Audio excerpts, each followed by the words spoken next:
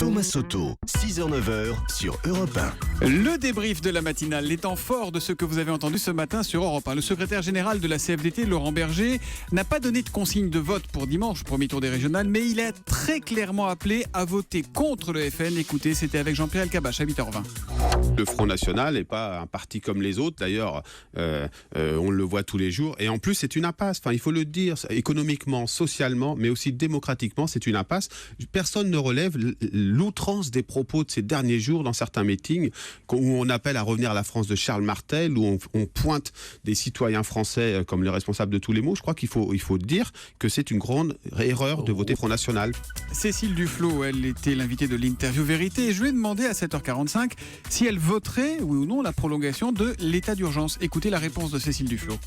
Moi, je ne vous cache pas que la manière dont est appliqué l'état d'urgence aujourd'hui, avec une forme de démesure et d'extensivité qui d'ailleurs ne me paraît pas très efficace.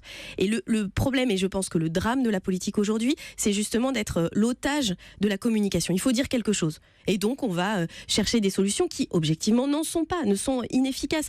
Si l'état d'urgence, c'est un outil de communication, alors ça ne sert à rien. Cécile Duflot qui ne veut pas entendre parler non plus de la déchéance de nationalité pour les Français binationaux condamnés pour terrorisme. On pleure nos morts du 13 novembre, mais on ne veut pas de déchéance de nationalité. On rêve, réagit Brigitte Ferrat sur Twitter avec le hashtag E1matin. Et puis, qu'est-ce qu'il ne faut surtout pas, mais alors surtout pas offrir pour Noël?